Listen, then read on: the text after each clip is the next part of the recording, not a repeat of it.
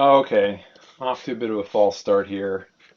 Had both Google Google Meet spammers, and apparently I did not properly start. Oh, I should close that too.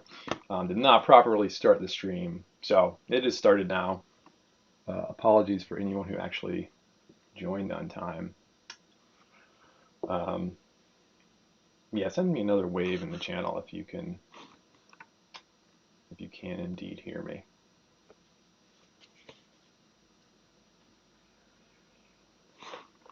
Okay, so I had some preliminary stuff which I talked about, basically explaining why we're it's okay. I will get the hang of this eventually. Anyway, basically explaining why we would want to do this. So we're going to do some bandwidth limiting of a Dockerized Arweave container.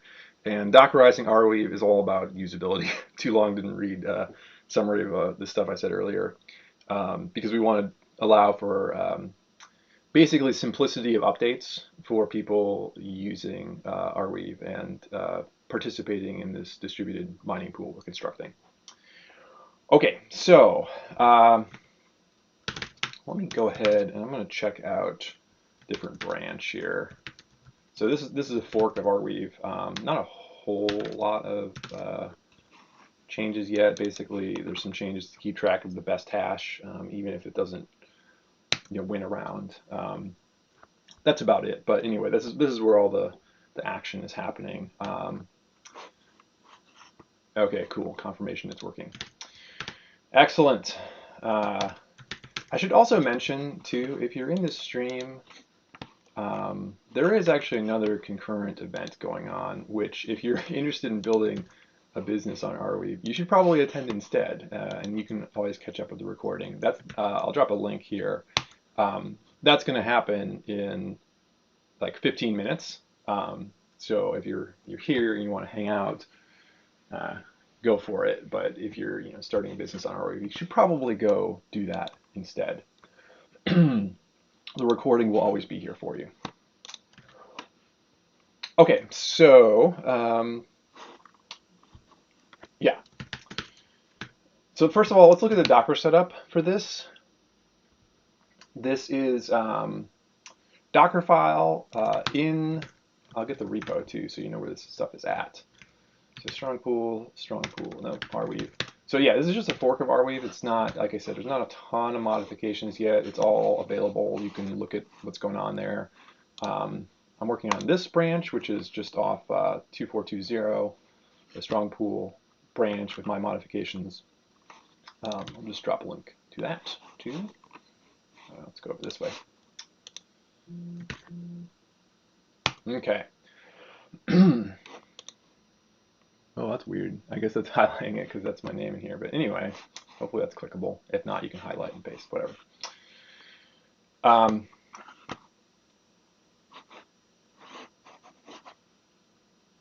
Yeah. So this is the Docker file I have so far, and the entry point. All right. So the Docker file is using multi-stage builds, which or multi-stage Docker files, which basically lets you kind of have multiple Docker files in one. So we're using the Erlang base image as a builder. We're installing some dependencies to build Arweave. We're pulling in the stuff from the Arweave repo we care about, and then we're doing this, which this is different from what's in the README. I'm relatively new to Erlang too, so I'm kind of learning as I go here. In the README for release, they're going to build a tar, but that's just because they want to redistribute the tarball. In the context of a Docker file, I don't really see a reason to build a tarball. We just build the same thing, but don't tar it. And then down here, this is the actual runtime container. So this does not include any of this stuff. This is solely for building.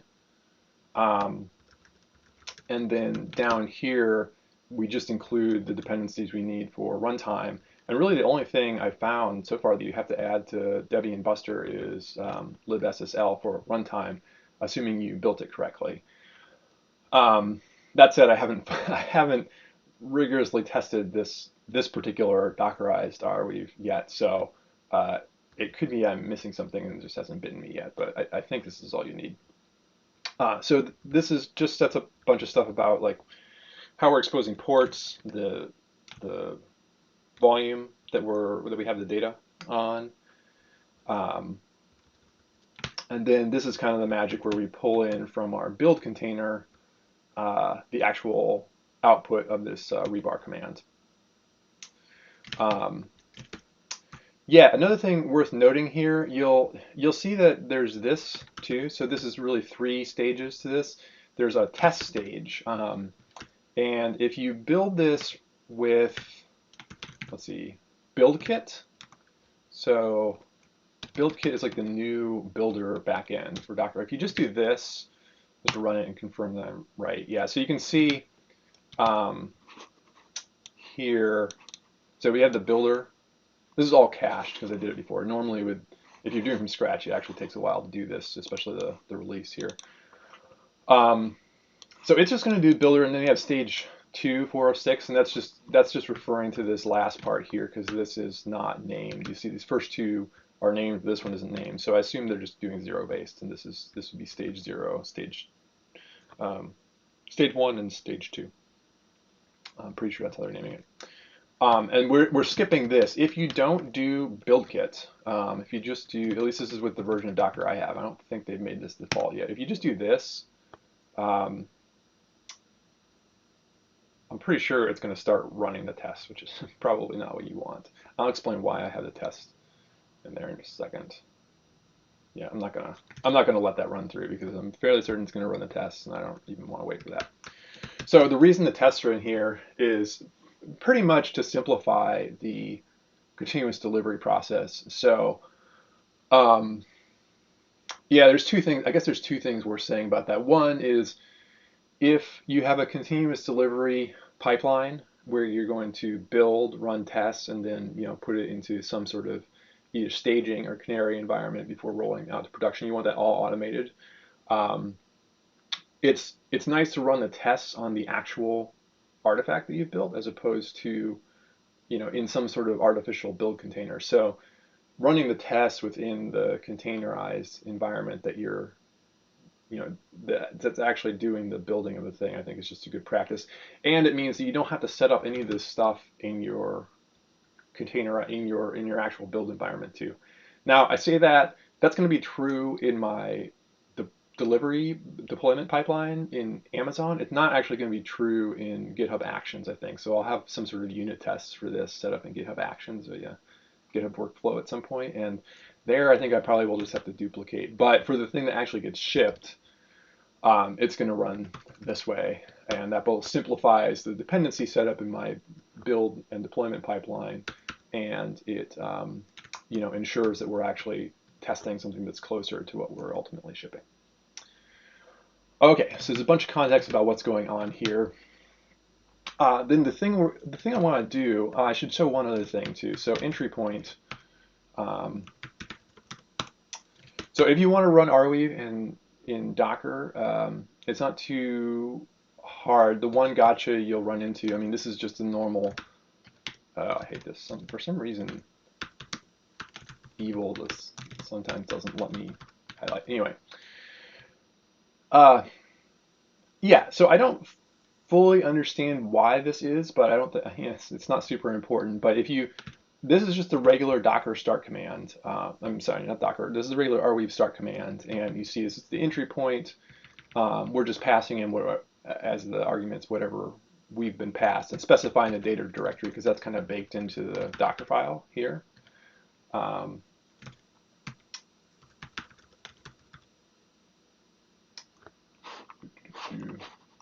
Scroll my chat so I can see what's going on. Okay.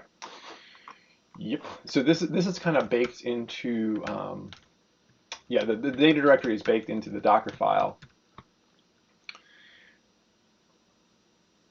So that means that you really don't want people to be free to specify whatever they want there. But the rest of the stuff, you can just pass in. So this makes the Docker file behave more or less like, or the Docker image behave more or less like, just like you're invoking Arweave on the command line, just with this data hard-coded to match what the Docker file specifies.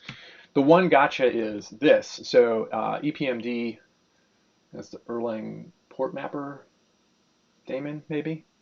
Um, it will start automatically if you're starting outside Docker. If you're starting inside Docker, it does not.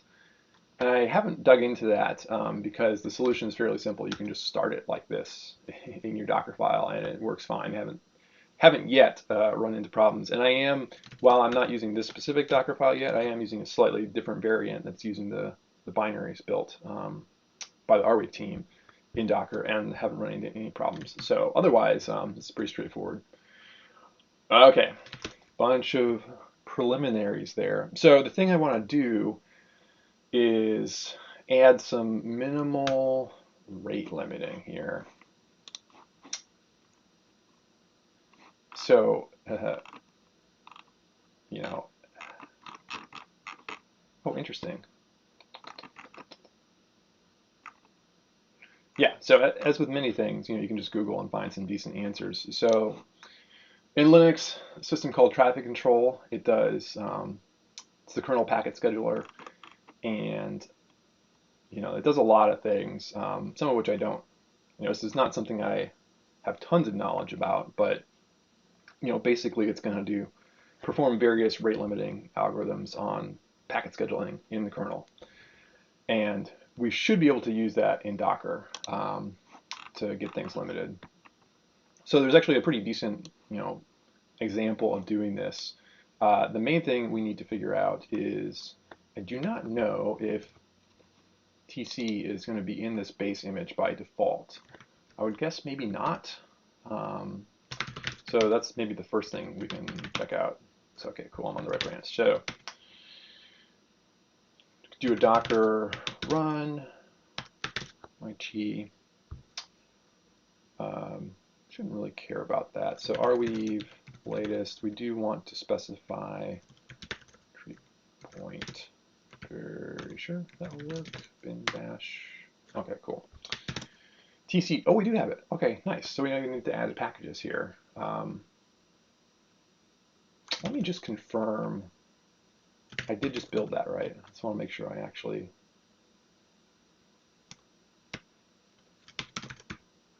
Just want to make sure I'm playing with the right image since I'm using latest, and latest doesn't really tell me much. Yeah, okay. Double check. TC. Yeah, okay, cool. So let's look at what's being suggested here. And I will also get up. Yeah, okay. Interesting. I don't know what package is that in. Well, we won't go down that tangent. I'm not sure. Must be IP route 2. Interesting.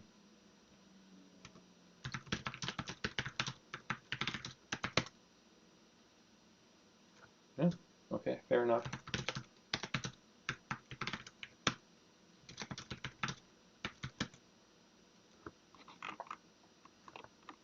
Cool.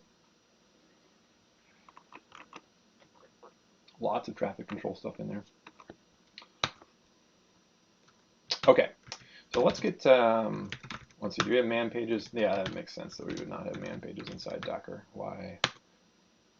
Ips, man, TC. Oh, you know what? I ran the wrong command there, man, TC. Yeah, okay, still makes sense that we would not have that. Why use the space in Docker? I doubt this is significantly different from my NixOS to Debian, though. Shouldn't change that much. Well, it's not in ways we care about. Okay, so let's try to break down these commands. So I think this particular example is talking about peer-to-peer rate limiting. I don't know what application. Let's see, a P2P application, blah, blah, blah. Yeah, it doesn't even say. Doesn't matter, but the thing they're trying to do here is rate limit in both directions. I think we want to support that. In the context of AWS, I'm much more concerned about limiting the outbound. Inbound is unmetered. Well, Yeah, as far as I know, I've never hit the limit, and I'm pretty sure that inbound is completely unmetered in AWS on EC2. Um, they Amazon wants you to put things into it and never take things out of it. Okay, so let's break down this command. So qdisk. Qdisk does what? Queuing discipline. It's elementary to understanding. That sounds like a good place to start. Traffic control. Whenever the kernel needs to send a packet to an interface, it is enqueued to the qdisk configured for that interface. Immediately afterwards, the kernel tries to get as many packets as possible from the queuing discipline for giving them to the network adapter. A simple qdisk is P-FIFO, which does no processing at all and is pure first in, first out. It does, however, store traffic when the network interface can't handle it momentarily.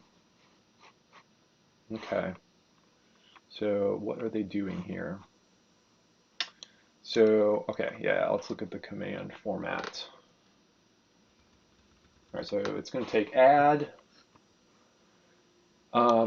Dev signifies the next thing is the device. And what do we have here? Handle 1:ingress. Okay. Interesting. Okay, so handle.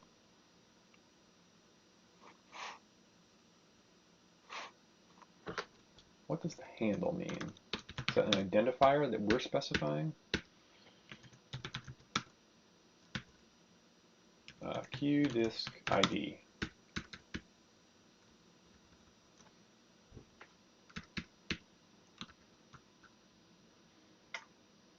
Dev qdisk ID. Yeah, so I guess it's a identifier that we're giving it. And then they're applying this to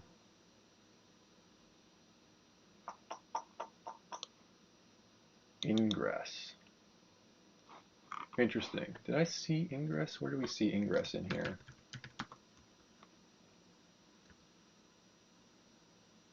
Oh, I see. So there's different, yeah, I guess we're doing this one down here. So root, ingress, handle, parent.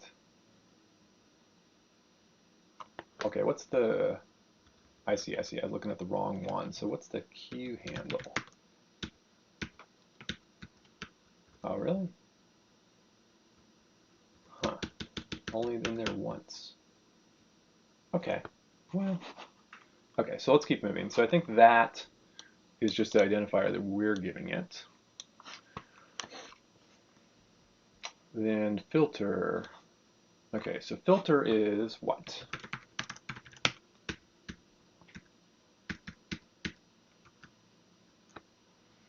Filter is used by a classful queuing discipline to determine in which class a packet will be enqueued. Whenever traffic arrives at a class with subclasses, it needs to be classified. Various methods, blah, blah, blah. Okay. In which class? The available filters. Okay, so what are we doing here? So we're saying parent, so we're talking about this thing, and then protocol IP. So is that the thing that's doing the classification? Protocol priority filter type. I'm going to read it that way. So I wonder if we could filter type specify parameters. I'm wondering how much filtering you can do, like what things you can use to classify here. I think what you can do, I think I've seen examples of this too. I think you can use IP tables to tag stuff and then apply,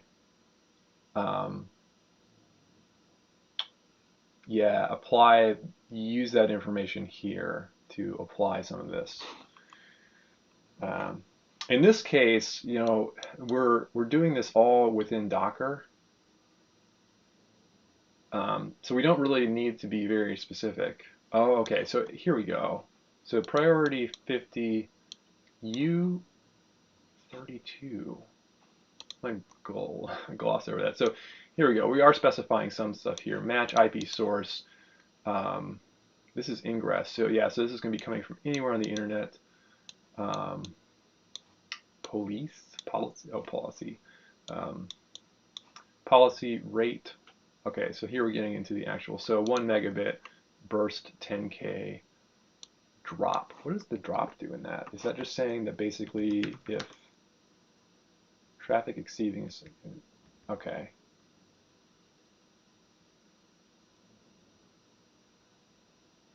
Can be dropped. Is that just saying what happens when we go over our limit? It might be.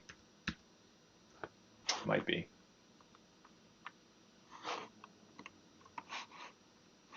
How many people we have right now? 1. Okay, cool. Might get more people watching later. I did last time.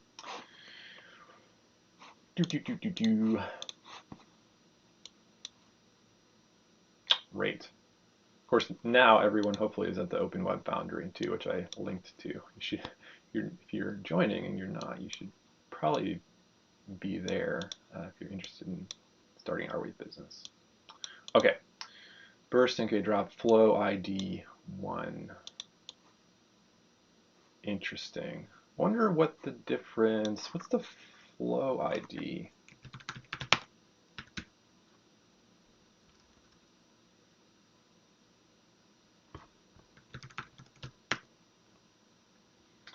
Flow ID.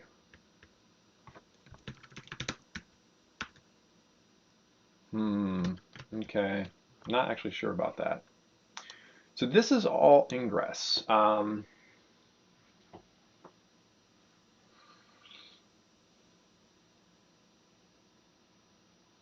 This would be root right on it. I'm actually more interested in this one initially. So the ingress is more complicated.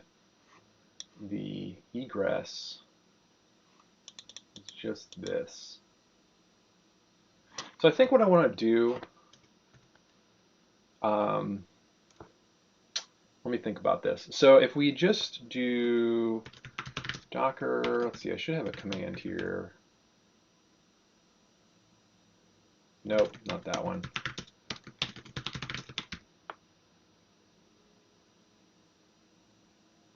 Should have it somewhere here. Huh, maybe not. Okay. So if we start up Arweave, like so, let's see, I'll just grab, I do have some peers in here. So, oh, there it is. I don't know why it's not showing up on the other history. Okay. Start up like that. See what it does. One's not available. That one's not available. Okay. Okay, so what I want to do is get the Arweave server running. So we should be able to curl our local host now, I think. Let's do this, curl.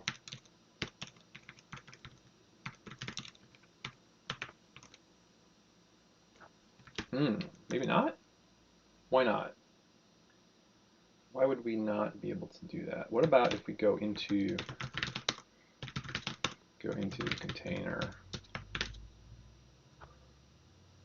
Oh, I think, so I have the port. Yeah, I think I know what's going on there. Yeah, so let's just, actually, no, let's do it politely. I was going to kill the container because you can't just, Erlang really likes to keep running, and you can't just kill it. But we can go in here and do it more politely. Or you can't just kill the container running on, let's put it that way. You can bin stop. So this should stop it. Yeah, there we go. So we stopped it politely. Okay. Yeah. So what we want to do is and Docker run. almost always use like Docker Compose for this. So port.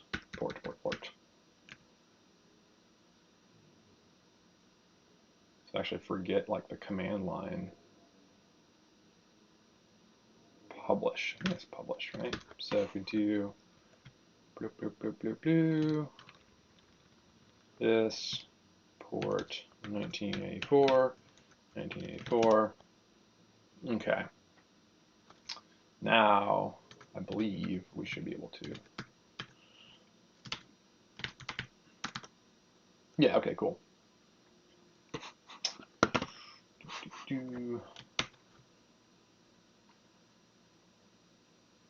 Okay, so it's going to take a little bit to just download the joining information. Do I have? Yeah, okay, so we don't want to hit arweave.net. We want to hit localhost. How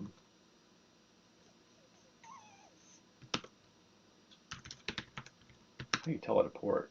Right, no man page.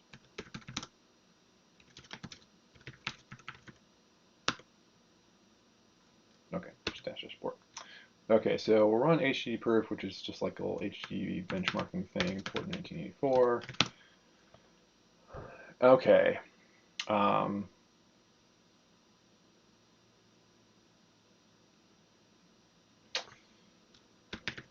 Yeah, so one thing we can do to test the egress limiting is, I mean, we can set the limit really low, and we should be able to see it here. I mean, there's other ways you could test this. Yeah, and you see this is doing, you know, so it's got some amount of throughput just doing really stupid requests to the root on that host.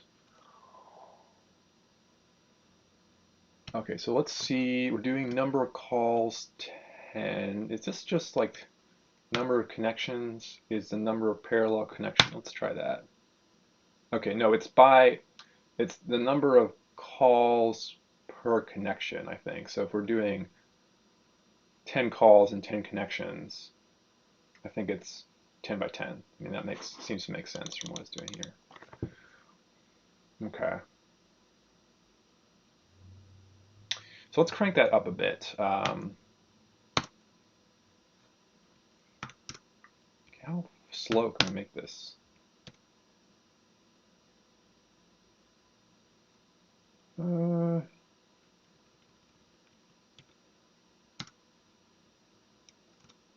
Oh, is it? Interesting. It must be capping. What's... Because I'm not seeing as many, ultimately as many connections as I'd expect. So is there runtime? There's got to be better documentation for HTTP than this. Perf. Yeah, why do I not have a man page? Man. Interesting. Don't know. Well, let's see. Time. I think timeout. Timeout.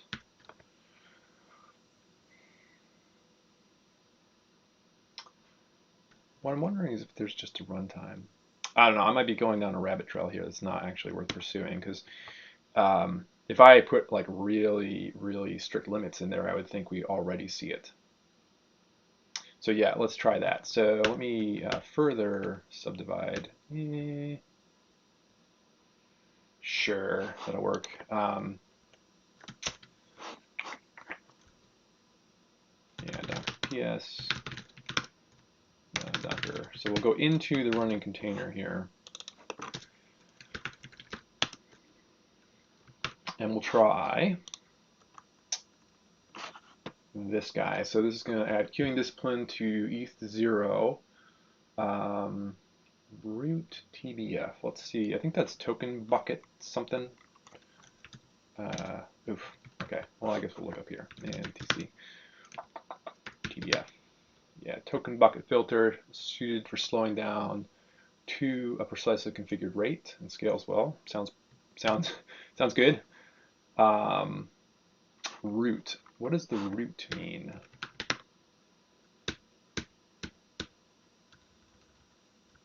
let's see. Okay. For example, early drop block 10.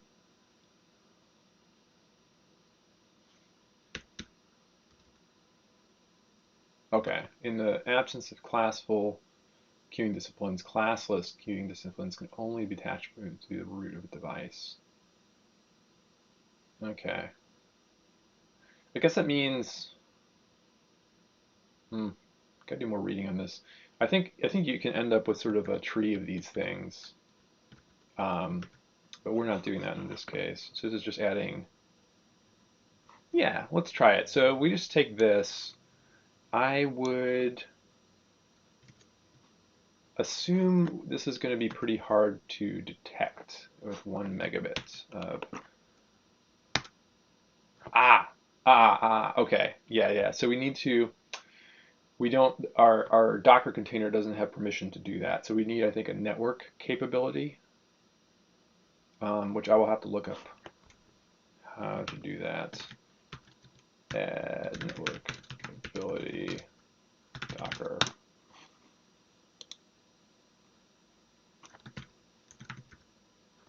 Runtime privilege, yeah.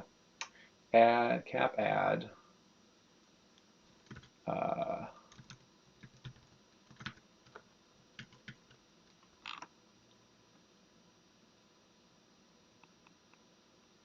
Okay, so we need bind a socket to a internet domain privileged net raw.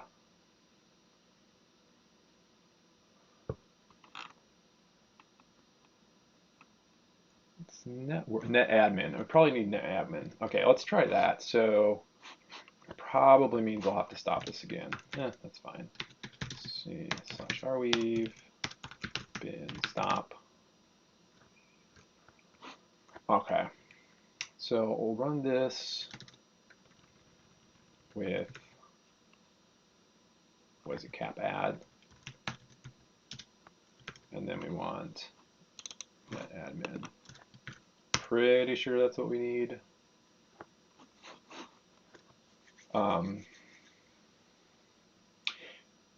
Not entirely sure what that means for the container. I don't think I mean, ultimately you have to trust this container to some degree. It could mean that that thing could control more of the network on the host. I'm not sure though. I'm not sure how much capability it actually gives it, if it's all just within that container or not.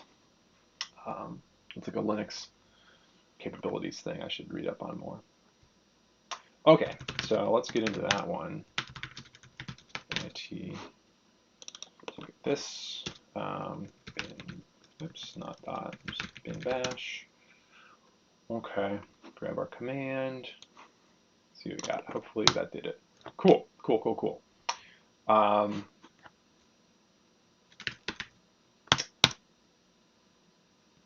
Okay, I think we're starting off. Well, let's see. What's the clear command? So tc, so clear, delete. How do we list? List tc q disk list dev equals 0. Okay. Got that. Root. Neat, I think. No in queue. Okay, so should run this first. Okay, it looks like that's doing something because we can see that. And let's run this. Boop. Yeah, so clearly that's having an impact. Let's do something a little more drastic and see. Just continuing to check that this is actually doing what we want it to do. The ultimate test is going to be, right now I just have my peers limited in AWS for the nodes I'm running.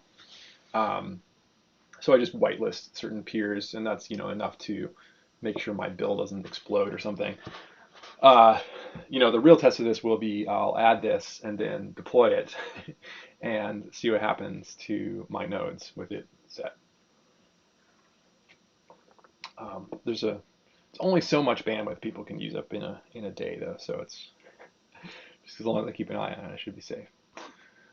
Uh, he says, tempting the internet to prove him wrong. Right. So let's go ahead and limit this. First of all, my suspicion. Let's see. Can we just take out latency? My suspicion is the main thing that's impacting that test is actually. I don't know. I guess I can't. Oh, is the latency? What does that mean? I was thinking that was like latency that's being injected. But that might not be it. It might be like an end-to-end latency guarantee. Wonder if there's a better document for this because this doesn't explain as much.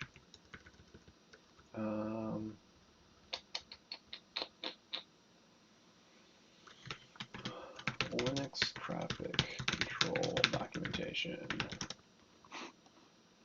Well, sure. Some of these might be okay.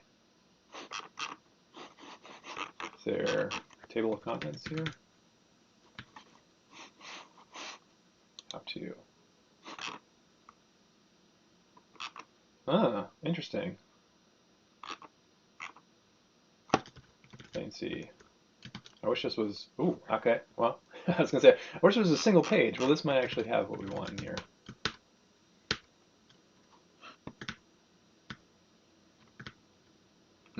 This looks good. I'll have to read through this more.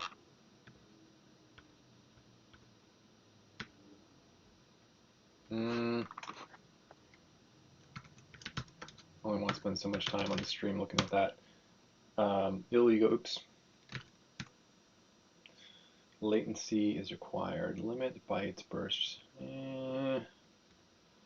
What about that? Let's see what that does. About the same, honestly. Interesting. What happens if we make this bigger? Probably. I was gonna say I probably should delete that, but now oh, exclusively. So it's telling me basically I can't have two of those, probably because they would exclusivity flag on. Cannot modify. Wonder what happens if you turn the flag off if it replaces. Also, where is the flag? So many questions. That's how you learn this stuff, though. Okay.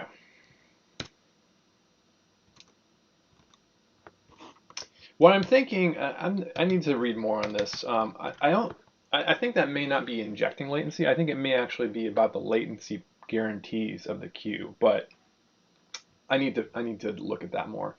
So what I want to try to do is, let's say our burst is 1K, and we're just going to limit this to 2K. That's going to complain because, invalid.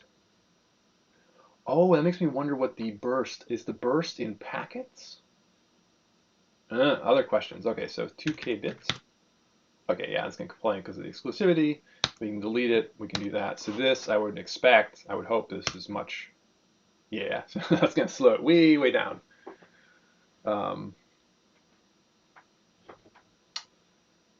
Interesting. So, does that slow it down? Can we curl it still? Yeah, we can. Okay, just like super slow. Okay, rate 2K bits. You can simulate your dial-up modem days. 10K. Do the delete.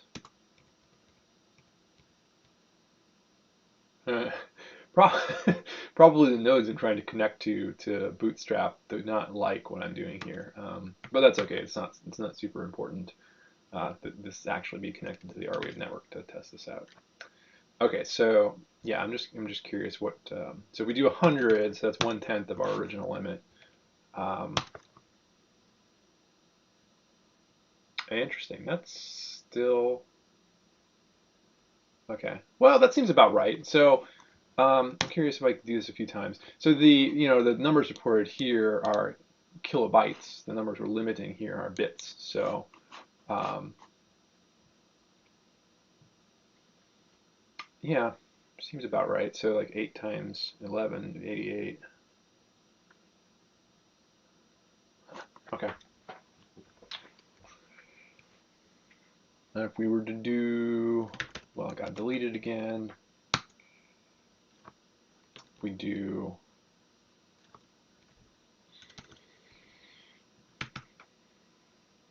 let's do 10 megabits. So this, I would think, would be fairly indistinguishable from not limited in this case. Not quite. I think, what does unlimited look like? Oh, yeah, not that different. Not that different. Um, this is a dumb test. I'm just making sure that it does something. Uh, okay, so this is gonna work for limiting egress, which is the biggest thing I care about for my own use case. For other people, like if you're running this at home, ingress would also matter quite a bit too, depending on how fast your connection is. But okay, well, let's go ahead and add that to the Docker file. So the way I'm thinking about doing this is just uh, in our entry point.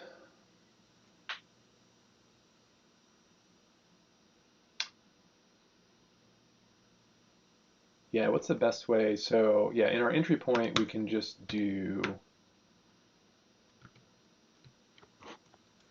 man test n returns true if the string's length is 0, returns true if the length is 0.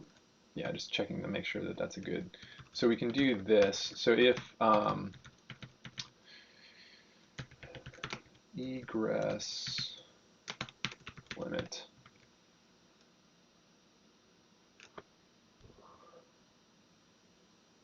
let's do egress rate. Yeah, so if the egress rate is set,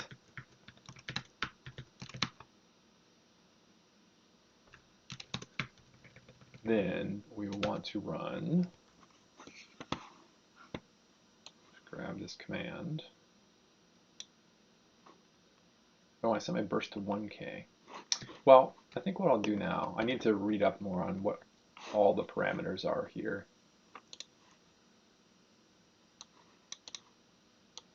But what I'm thinking is, for my proof of concept here,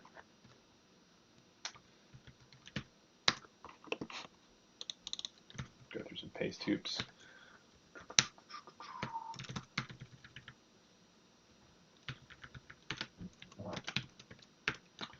Egress rate. Any reason to double quote? Yeah, it's a good idea. I have some shell check linting, which is helpful because shell is like a minefield of edge cases.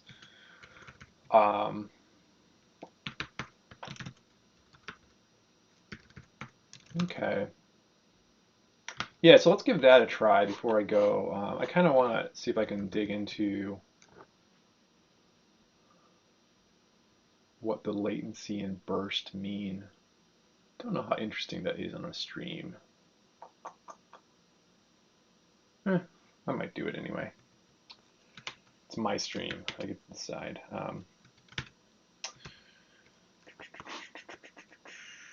Oh, I shouldn't have exited. So let me shut that thing down. Bin stop. Let's check to see if there's anyone there. I would guess no. Mostly no. Okay. Cool beans.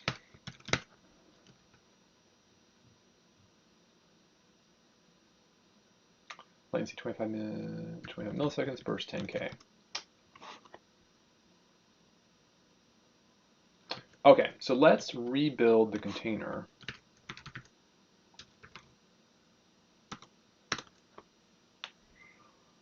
All right, so container is built.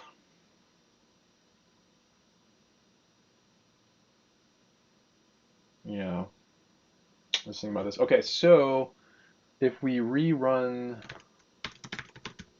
yeah, rerun that. So we need the capabilities, netadmin. Um,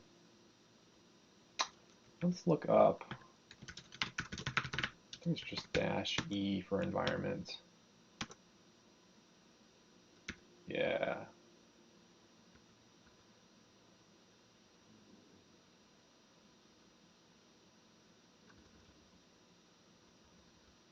And I think, well, we'll try it and see what happens. I think the syntax is just dash E. Um,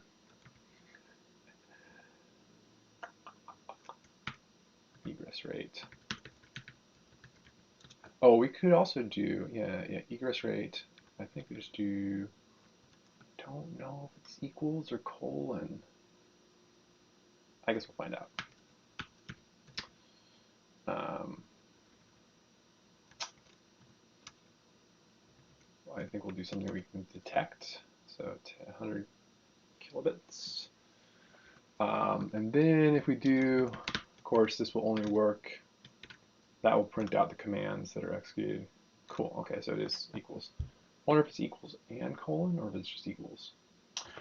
Okay, so yeah, we can see it ran our command here. Oh, and by the way, so the entry point, if you set debug, it just sets the shell so that it prints out the commands it's executing. There's nothing super fancy there. Okay, so now if we do this, yeah, it's definitely applying.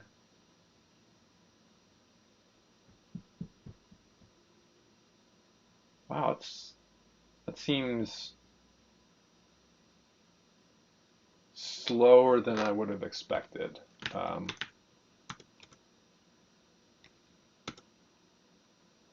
Interesting. I could have sworn when we did the 10 or number calls.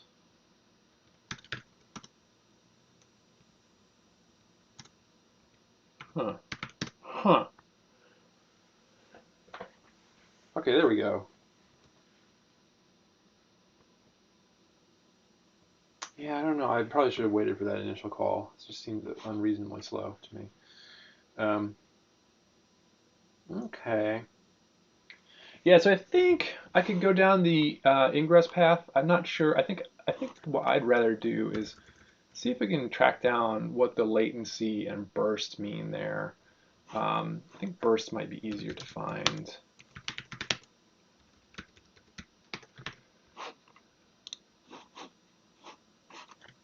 Burst. Where did I talk about burst?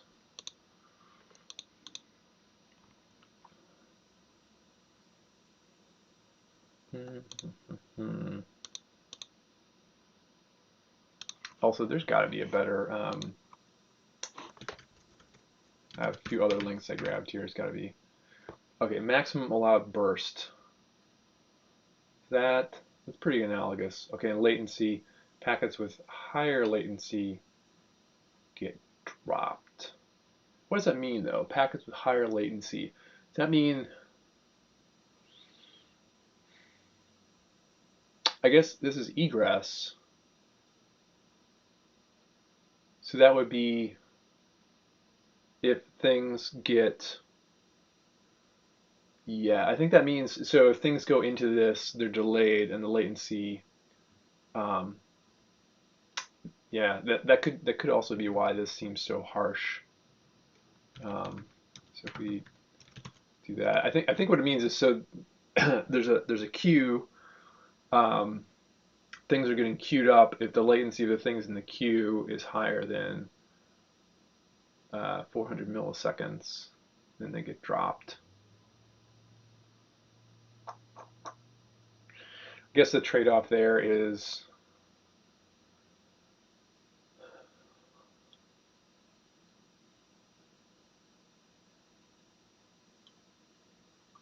yeah, I think we would probably want higher latency for this. Although your peers might punish you for higher latency too. I don't know. Probably something we could tune. 25 milliseconds seems pretty low though. I gotta think about that more. Okay, so burst, maximum allowed burst. So I'm confused. Here it has 32 kilobits. Um, Here we have K.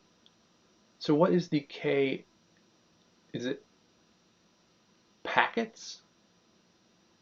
There's no unit on that K. Burst. Interesting. So I assume that the parameters too are dictated by the fact that this is a, the type of queuing discipline we're applying to this. So how do we GC? Do they talk about the filters? It needs to be a class of various blah blah blah. Oh, okay, so there's other man pages. Oh, okay. That makes sense. So is there a man?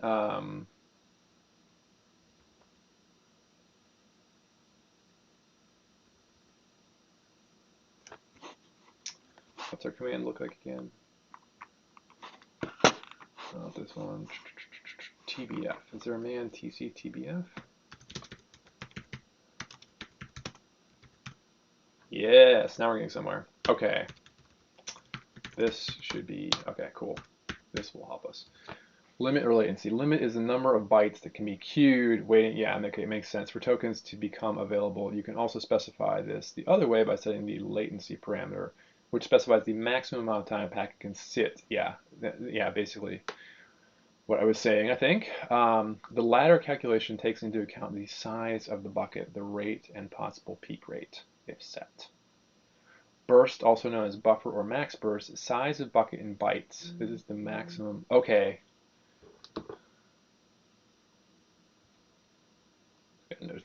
Notification, just checking, make sure it's not someone telling me your stream's broken.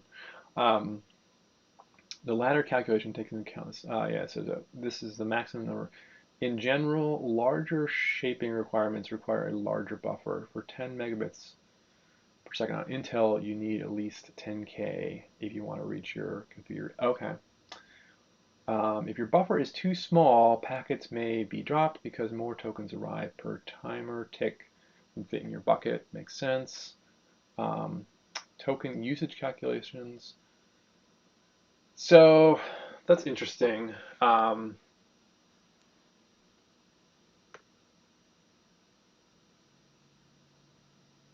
I guess it's just given that it's in bytes.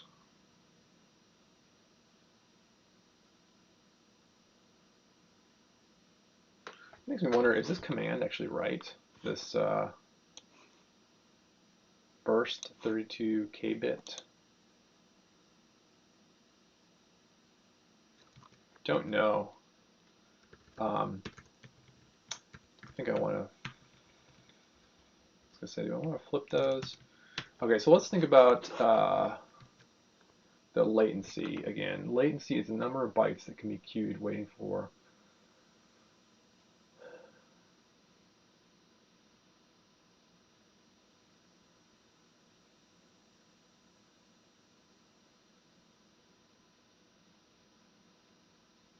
Hmm. I'm just going to say, maybe that we want to be able to specify these things. I'm just going to say 100 milliseconds. Um, and the burst seems reasonable to me. Um,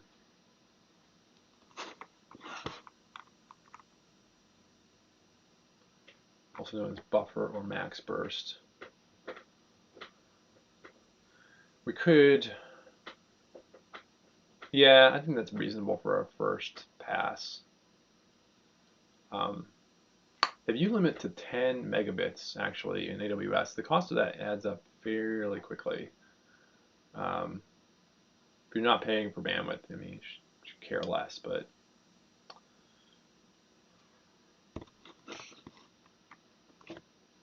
and of course it's all relative. I mean, it's not like it's not a crazy amount you pay for that. Um, Unless you're going through a NAT gateway, I think you might pay a lot through a NAT gateway.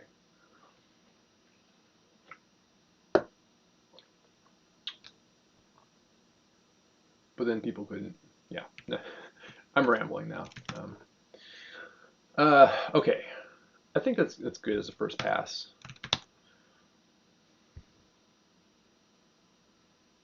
Probably leave it at that. I want to look at the since now I know that there are these other man pages.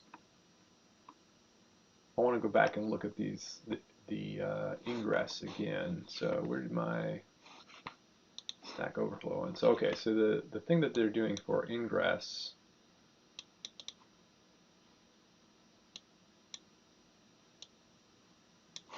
There's separate. Let's see, man TC filter.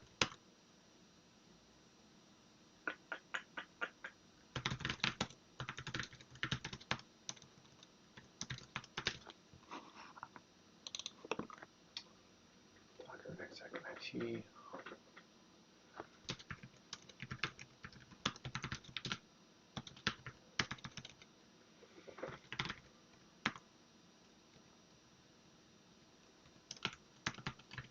Oops. Oh, dash K dash L.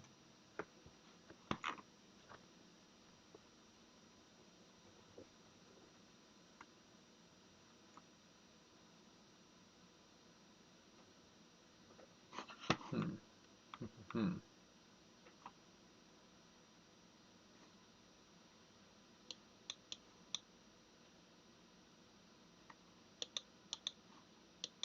Interesting. So I'm curious which man page has this stuff. Is there a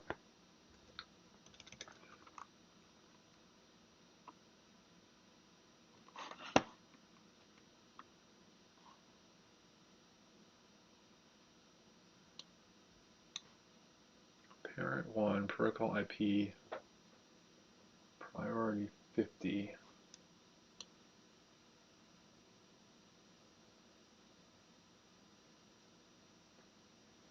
Match. Well, okay, so we can look at the policy.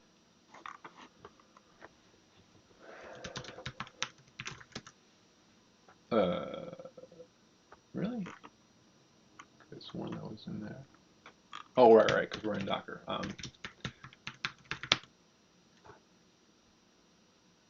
police. I guess that is police. Okay.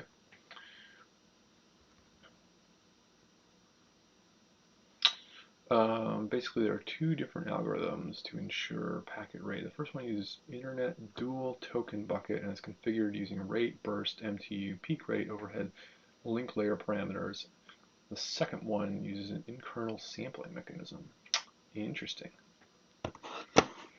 Interesting. Police rate. So, yeah, looks like we're in the first one in this example. I should move this around so that you don't have to,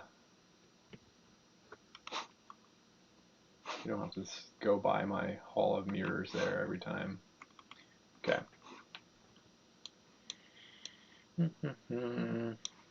Okay. Priority 10. I assume that the priority here is relative to other rules that would be applied. U32, I don't know. Match is clearly just a rule that's saying what it applies to. I don't know where to look up if all of this is in the main man page. I'll have to look at that more. So this is rate, 1 megabit burst, 10K drop. Yeah, well, rate seems pretty straightforward. Maximum traffic rate of packet since action burst, maximum allowed burst in bytes. The way that describes burst here actually sounds different. In the other one, burst was like a buffer. I don't know, it's not explicit about it being related to the buffer size here.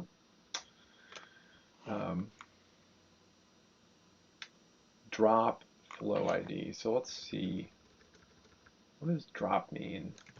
I mean, assuming it's dropping the packet. Okay, so this is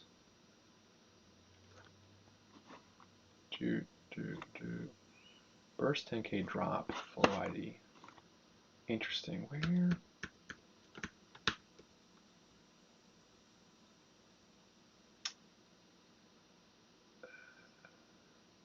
I see. I see. So that's just an option. So that means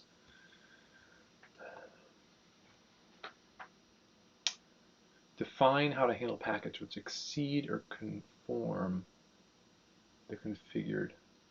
It's a weird word. Exceed or conform the configured bandwidth limit. Possible values are continue. I guess this would be how it interacts with other things.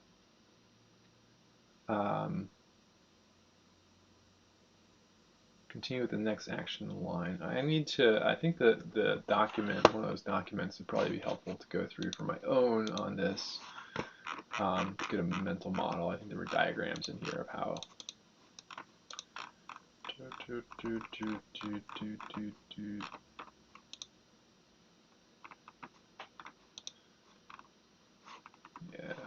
Yeah, that's talking about the. I think what would be helpful on the ingress side. Yeah, here we go. Oh no, these are all just looking at the different kinds of structures that are used.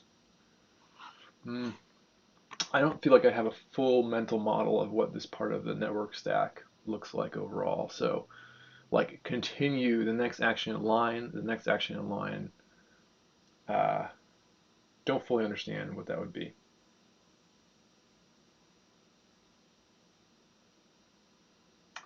Send for drop.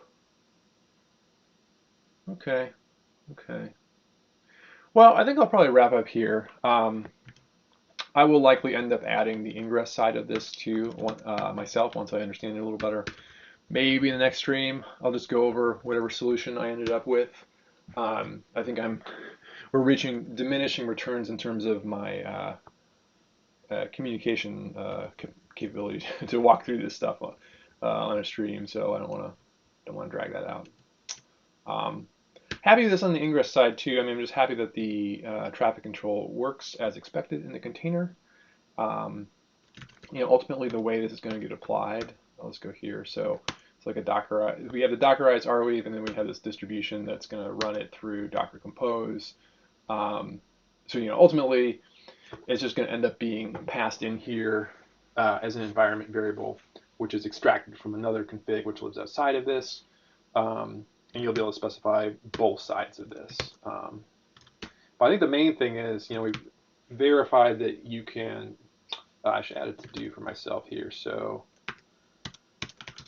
to add network admin capability. So we got to have the network admin capability set up here for this to work correctly. But basic proof of concept works, and I actually think this probably fine. The one thing is that this probably need to be allowed to set the burst if you want to have higher egress rates, because I assume that if you got up to like a megabit or 100 megabits or a gigabit or something, that burst is not enough. I don't know if I want to expose that to people. Maybe I could just have a table or some way to relate those two. But it seems like you will need to spend it to set that. The latency, I feel like there's probably just a number that can go there. But it may require some experimentation to figure out what that is. Ultimately, I don't know. Maybe I'll allow people to specify that too, but it wouldn't be something I would, I think, commonly want people to do. All right, well, we'll wrap up there. Definitely was educational for me. I hope it's educational for anyone who watches this, and I'll see you probably next week. Later, all.